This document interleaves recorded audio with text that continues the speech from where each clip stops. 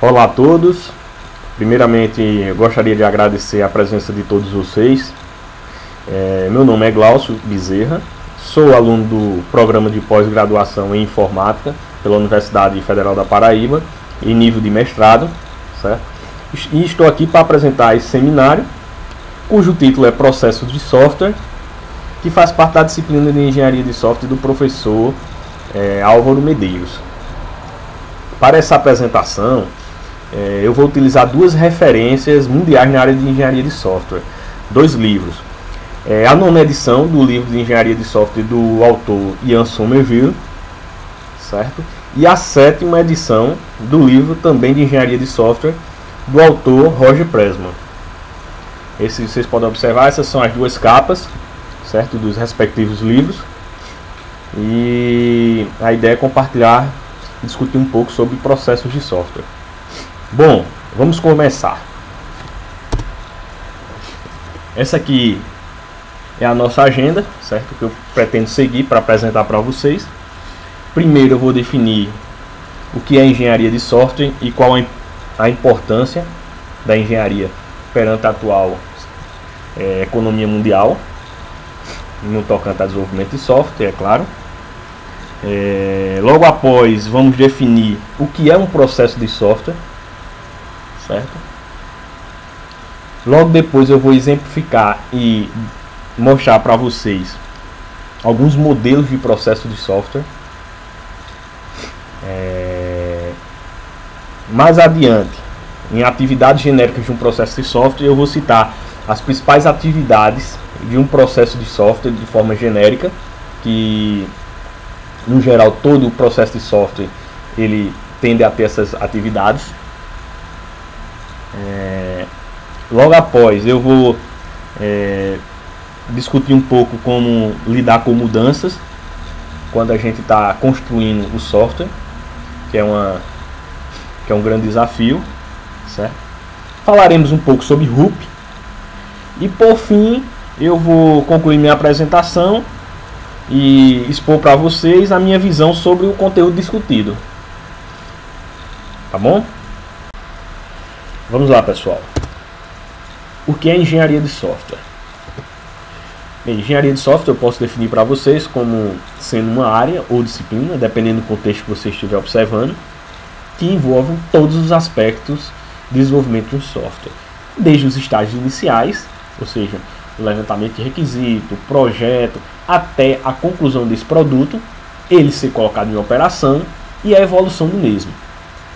Como também algumas atividades de apoio também são englobadas pela engenharia de software, tais como a gerência do projeto de um software, desenvolvimento de ferramentas específicas que auxiliam o projeto de desenvolvimento de um software, métodos e teorias também aplicados ao desenvolvimento do software, são englobados pela engenharia de software. No mundo atual hoje, você não consegue viver mais sem software. Você vê a presença do produto, de um software, nas mais diversas áreas da economia, sendo elas cinema, indústria, jogos, televisão, música, certo? E para que cada vez mais um engenheiro possa construir um software com o mínimo de qualidade possível, ele terá que dominar algumas variáveis que influenciam diretamente na qualidade desse software, no qual eu vou elencar aqui para vocês. A primeira é prover a real necessidade do cliente. Não adianta você desenvolver um software bonito, moderno, mas que não faça aquilo que o cliente precisa.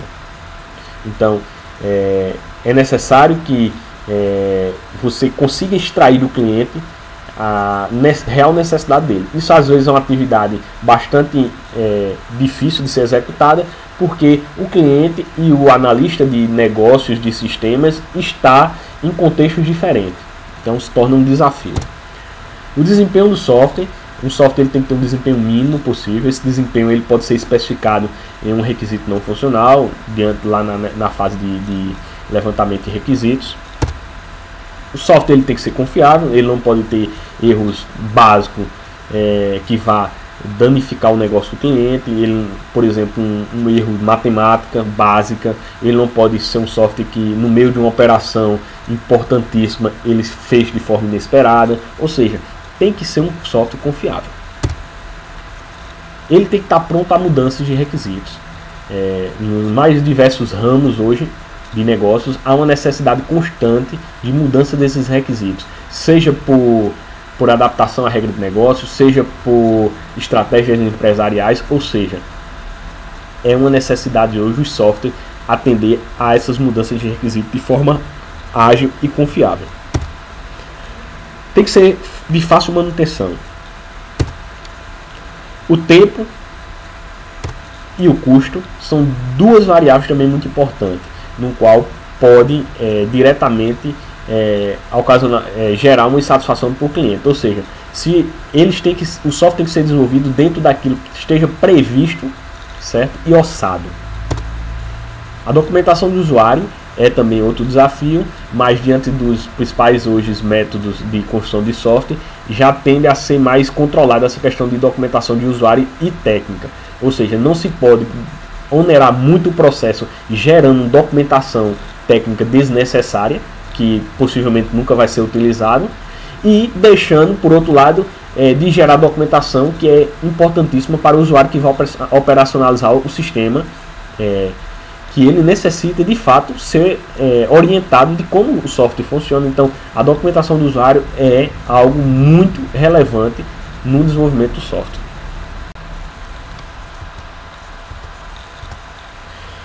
Processos de software. Somerville define como sendo um processo de software um conjunto de atividades relacionadas que levam à produção de um produto de software.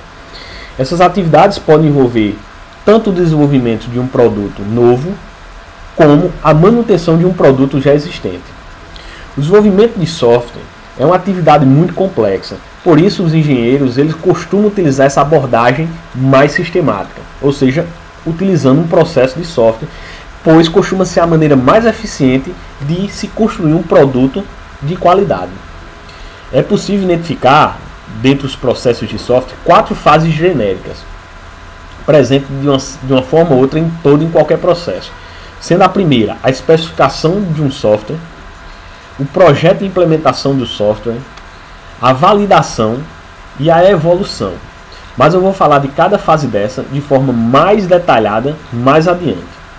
É importante a gente compreender que as descrições dos processos também podem incluir produtos e artefatos produzidos ao final de cada fase desses processos, como também papéis que refletem a responsabilidade de pessoas envolvidas nesse processo. Os processos eles são categorizados de duas formas: dirigido a planos ou processos ágeis. Os dirigidos a planos são aqueles onde as atividades são planejadas com antecedência e o progresso é avaliado de acordo com o planejamento inicial. Já os processos ágeis são planejados e realizados de forma gradativa. Mas de uma forma geral, não existe um processo de software ideal para qualquer situação. Isso vai depender do sistema a ser desenvolvido, sendo em alguns casos uma abordagem previamente planejada e em outros uma abordagem ágil. Existem alguns processos de software desenvolvidos por empresas que mesclam essa abordagem, buscando um equilíbrio e absorvendo o melhor de cada uma. Modelos de processo de software. Somerville define como sendo um modelo de processo de software uma representação simplificada de um processo de software. Cada modelo desse ele representa uma perspectiva e define algumas fases, como essas fases se relacionam, como elas são executadas, ou seja, a sequência delas, os papéis envolvidos, entre outras características.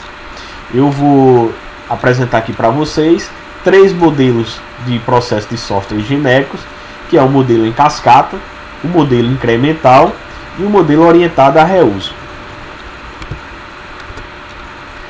O modelo em cascata, certo, foi o primeiro modelo a ser desenvolvido e foi baseado em processos mais gerais da engenharia de sistema. Devido à sua característica, onde as fases do processo serem encadeadas, esse modelo é conhecido como cascata. O modelo em cascata é um processo dirigido a planos, ou seja, é necessário inicialmente planejar todas as atividades do processo antes de começar os trabalhos. As atividades fundamentais que compõem esse modelo são análise e definição de requisitos, aqui acima, projeto de sistema e software, logo abaixo, implementação e teste de unidade, integração e teste de sistema e operação e manutenção.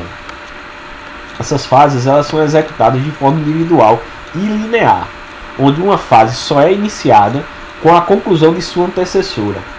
Cada fase gera um conjunto de artefatos inerentes do projeto e também a aprovação para que o fluxo do processo prossiga. Tais artefatos são utilizados para alimentar as fases seguintes do processo.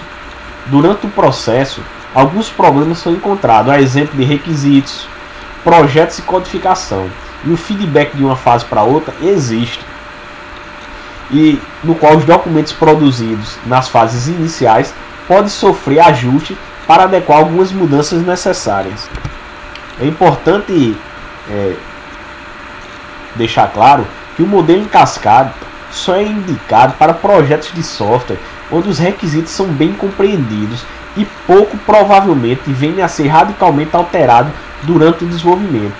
Por esse motivo, e diante das mudanças e necessidades do mercado, diversas críticas surgiram, no qual questionam a eficácia desse modelo. Entre alguns problemas encontrados, eu vou relatar 4. Projetos reais raramente seguem o fluxo sequencial previsto no modelo em cascata. É muito difícil o cliente estabelecer com precisão todos os requisitos do software. O cliente espera muito pela conclusão do software, já que o mesmo só será entregue após a total conclusão.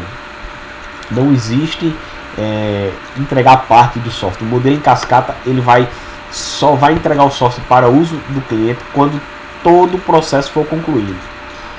Dificuldades na implantação de mudanças oriundas das alterações de regras de negócio e legislação. Como já dito anteriormente, é um modelo de processo onde só deve ser utilizado quando todos os requisitos eles são identificados de forma prévia e dificilmente serão alterados. Modelo incremental. Já o modelo incremental é um modelo de processo de software que ele tem por objetivo o desenvolvimento de uma versão inicial do software, dita como essencial, demonstrar ao cliente e continuar o desenvolvimento baseado nos feedbacks recebidos, produzindo várias versões dos sistemas. Aqui, várias versões. Ou seja, é desenvolvida uma versão inicial, fundamental, que eles chamam, e logo após várias versões intermediárias de acordo com o feedback do cliente. As atividades do processo, ou seja, especificação, desenvolvimento e validação, elas são intercaladas e não separadas como modelo em cascata. O mesmo combina elementos do fluxo do processo linear e paralelo. Dessa forma é possível obter um feedback rápido entre todas as atividades. O modelo incremental ele é categorizado como dirigido a processos ágeis e é a melhor abordagem para sistemas de negócios, ou seja, sistemas de informação, de e-commerce, de sistemas pessoais, etc. Cada incremento ou versão do sistema, uma ou mais funcionalidades são incorporadas e disponibilizadas para o cliente em forma de um produto operacional. Consequentemente, essas funcionalidades disponibilizadas são as mais importantes e urgentes para o cliente. Porém, há de se destacar algumas vantagens e desvantagens desse modelo. Vou falar 3 vantagens. A primeira, o custo de acomodação de mudança dos requisitos é reduzido. A segunda, facilidade de obter o feedback do cliente sobre as funcionalidades desenvolvidas e entregues. E a terceira, a possibilidade e entrega de implementação rápida do software útil ao cliente. Porém, tem alguns problemas que foram identificados nesse modelo. Vou falar 2. O primeiro, o andamento do processo não é visível e a estrutura do sistema tende a se degradar com a adição de novos incrementos. O modelo orientado a reuso. Essa é uma abordagem que depende de uma ampla base de componentes reusável e de um framework que possibilita a integração desses componentes. A primeira fase que eu posso que a primeira e a última fase, ela é já conhecida por nós, que é a especificação dos requisitos e a validação de sistemas. A fase de análise dos componentes, quando você faz os requisitos, você vai analisar, de acordo com os componentes disponíveis, quais os requisitos podem ser contemplados com os componentes já existentes. Logo após, se não existirem componentes que atendam 100% à necessidade do cliente, esses requisitos podem ser modificados para atender ao componente. Se não for possível, mesmo fazendo essa adaptação do componente, a equipe de desenvolvimento pode buscar um novo componente para que se encaixe no requisito. Logo após, existe o projeto de sistema com reuso, ou seja, o sistema ele será projetado de acordo com os componentes selecionados e passado para a nova fase, que é a fase de desenvolvimento e integração, ou seja, é a fase que vai integrar os componentes e fornecer a funcionalidade para o cliente. Consequentemente, existe a fase de validação do sistema, que vai efetuar os testes de validação de acordo com os requisitos e de integração. Atividades genéricas de um processo de software. Primeiro eu vou falar da atividade referente à especificação de um software. Bem, especificação ou engenharia de requisitos, como é conhecido, é um processo capaz de você compreender e definir os serviços requisitados pelo cliente, certo? Identificando também as restrições de arquitetura, de desenvolvimento, de software, de operação do software, certo? Existe dentro da especificação do software 4 fases principais que contempla esse item. O primeiro é o estudo de viabilidade, onde você verifica a possibilidade de fato de satisfazer a necessidade do usuário, com a utilização de tecnologias e hardwares atuais. Ou seja, verifica se é possível mesmo aquilo que o cliente está pedindo você concretizar.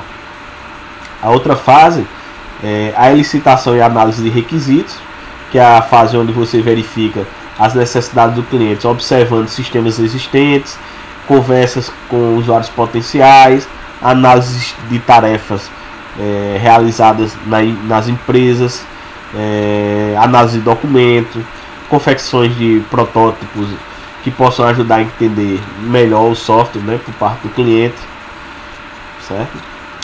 A próxima fase dentro da especificação do software é a especificação dos requisitos. Tendo você realizado uma análise desses requisitos, a atividade de especificação ela é a atividade que vai traduzir as informações obtidas nessa fase anterior, que é a fase de análise, e gerar um documento com um conjunto desses requisitos, certo? A próxima fase é a de validação dos requisitos, que é a atividade que vai verificar o requisito quanto ao realismo, quanto à consistência e quanto à completude dele, identificando erros, certo? E requisitos e consequentemente corrigindo. É a fase onde a última fase da atividade de especificação do software. A próxima atividade é a projeto e implementação de um software, certo? Que é a fase, de forma bem resumida, é a fase onde há a conversão de um conjunto de especificação do sistema em um sistema executável, certo? Nessa fase é onde vai ser definida a arquitetura do sistema, o projeto de interface, o projeto de componente e o projeto de banco de dados, certo? A próxima fase é a de validação, onde essa atividade é onde verifica o conjunto de especificação se está adequado e ao mesmo tempo satisfaz o cliente, certo? Também é nessa fase onde vai ser realizado os testes de unidade e os testes do sistema, ok?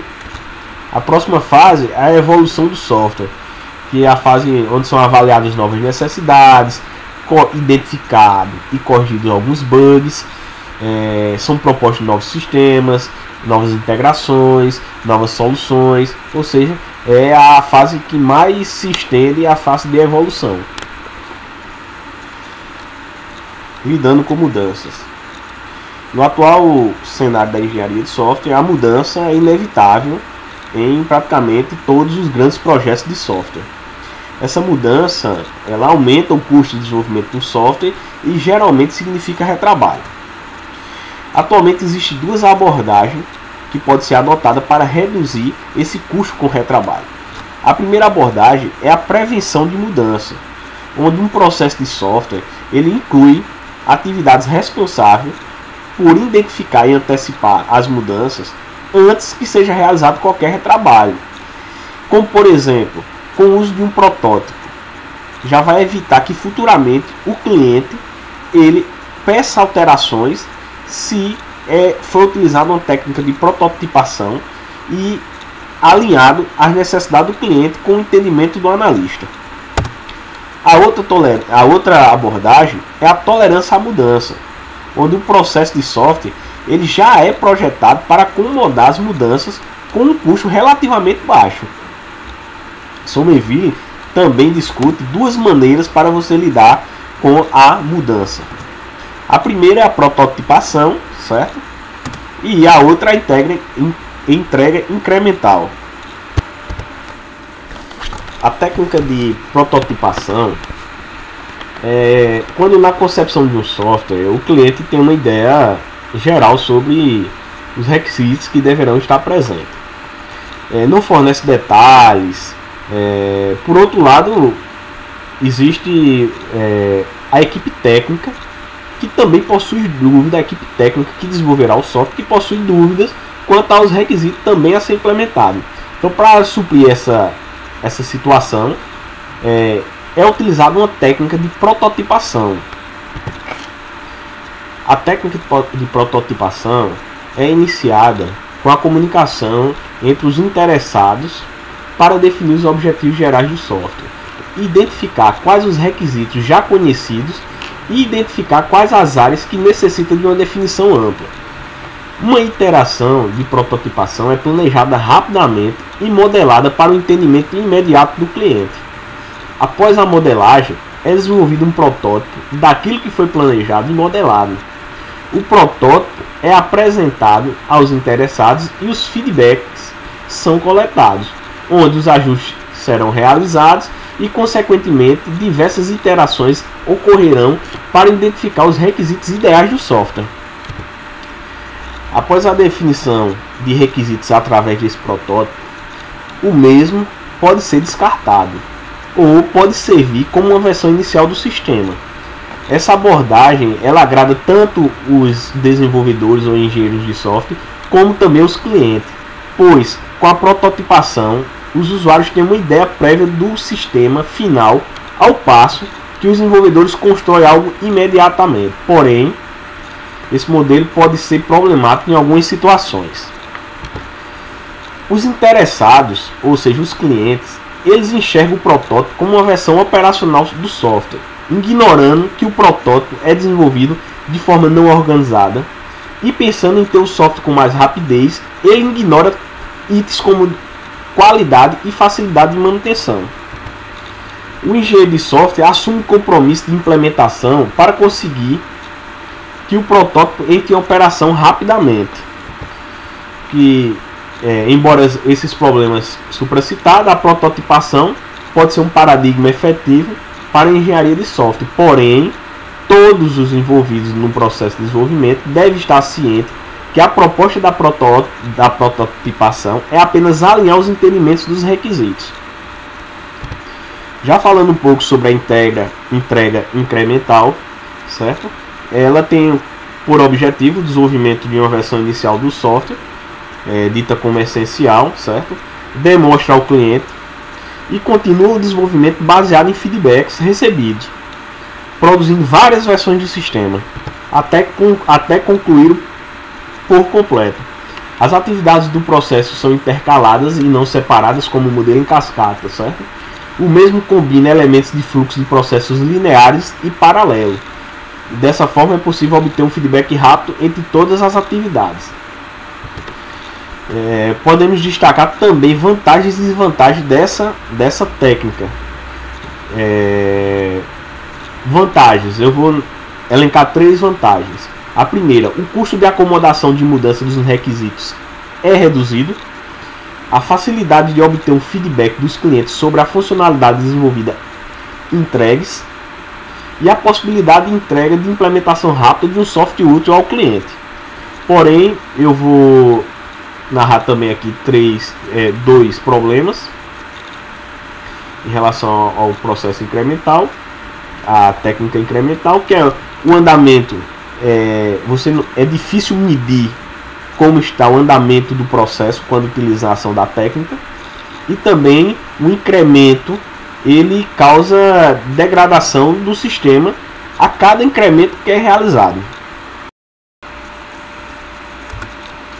RUP. Eu vou falar um pouco rapidamente sobre o RUP. O RUP é um modelo derivado do padrão UML e do processo unificado. É um modelo moderno e híbrido. Híbrido por quê? Porque ele traz vários elementos dos modelos genéricos de processo de software.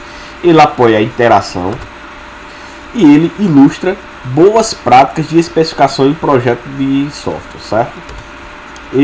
O RUP ele é composto de 4 fases, no qual eu vou definir cada uma delas. A fase de concepção, ela é uma fase que tenta estabelecer uma visão do negócio do cliente, certo? E definir o escopo dos sistemas.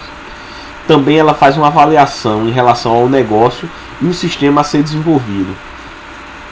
Já a fase de elaboração é uma fase que tenta se identificar o domínio do problema, certo? Estabelecer frameworks, desenvolver planos de projetos, identificar risco de projeto, certo?